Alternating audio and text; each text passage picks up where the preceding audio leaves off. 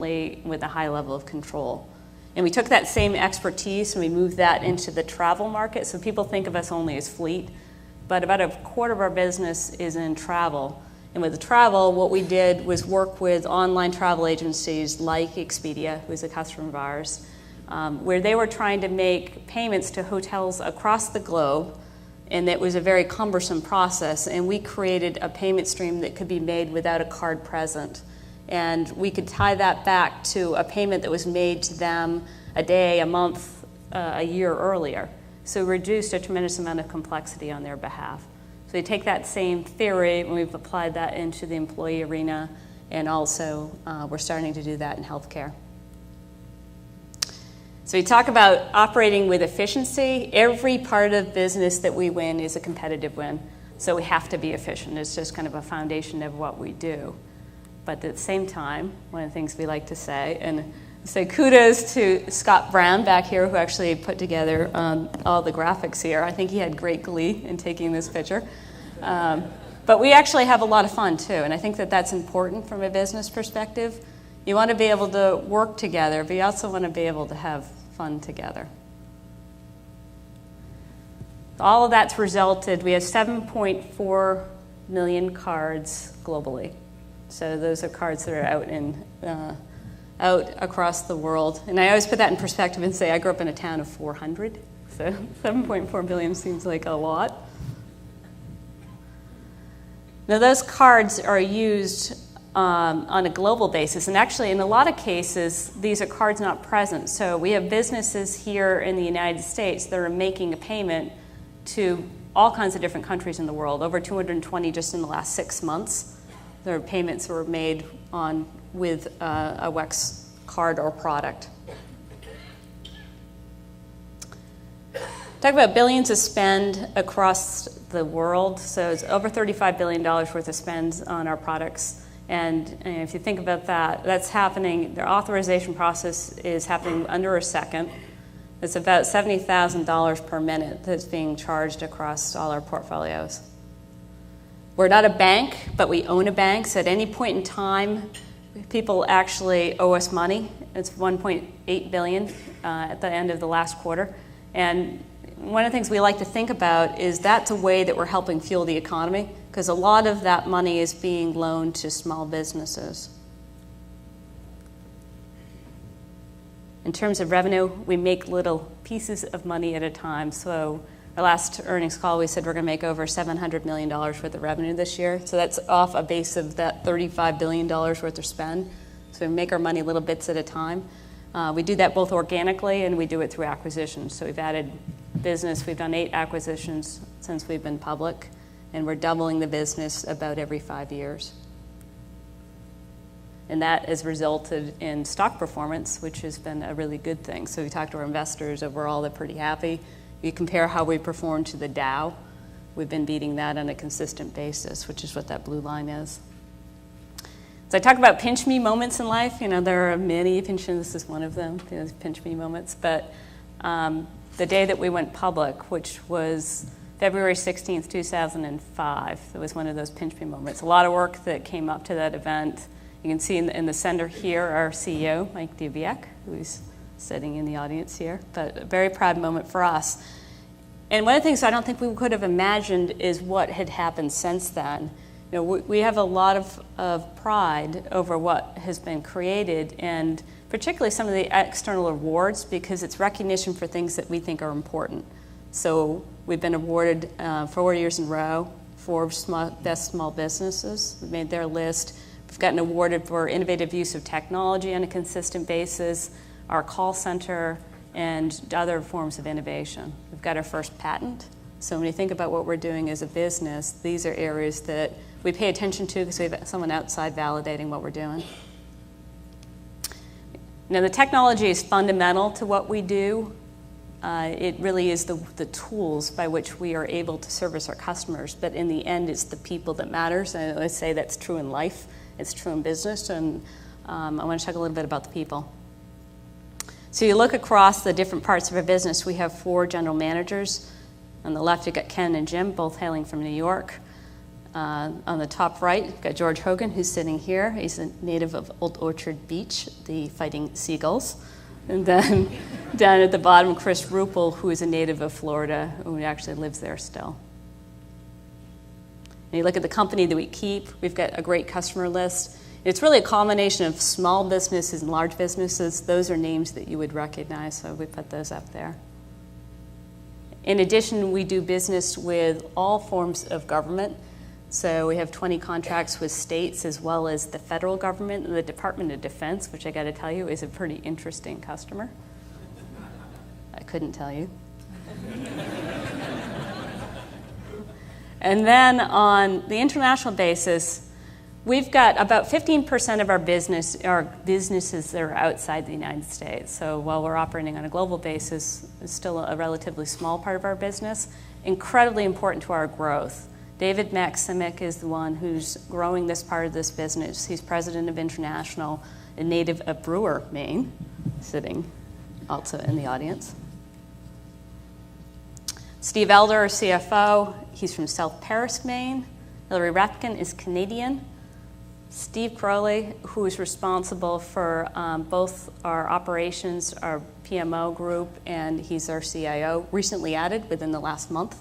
Just moving here with his family from Charlotte.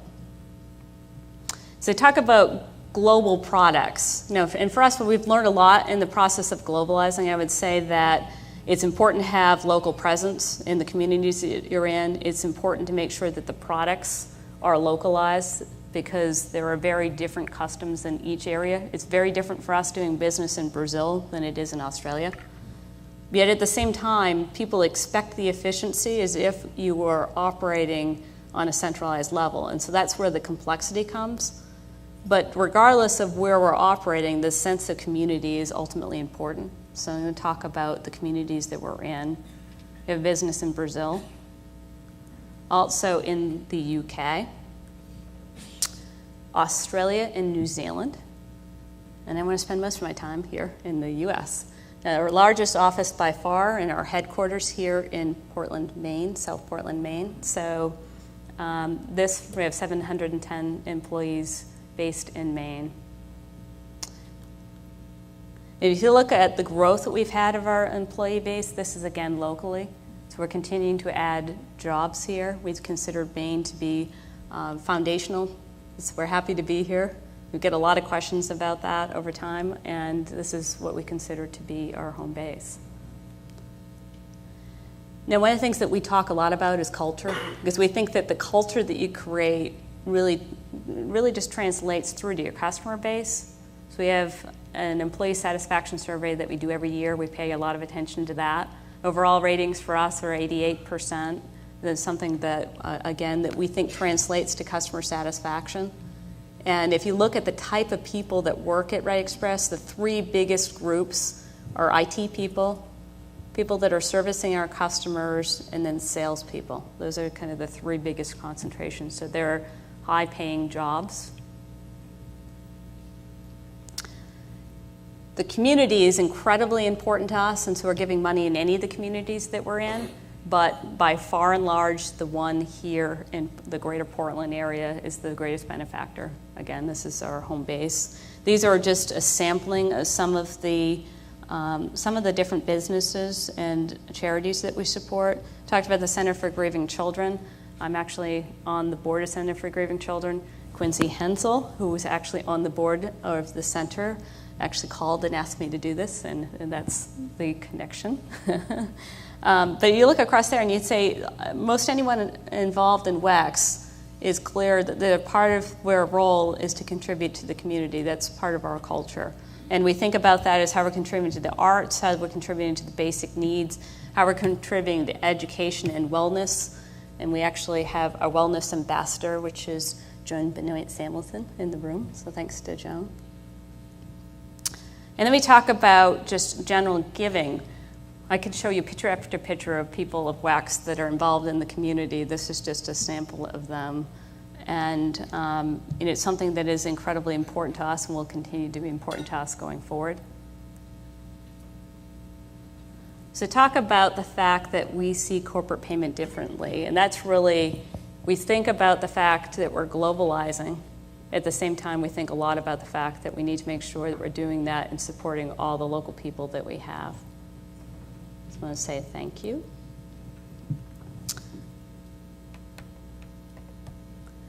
There's a lot more to come. It's an exciting time to be at WEX. And I will take any questions that you might have. And I think that there are 3 different microphones up there.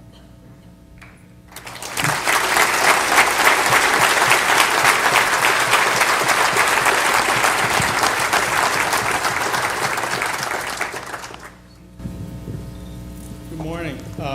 I'm Ed Sussman, Portland City Councilor, and yes, I'm already supporting Congress Square, so you don't need to call me.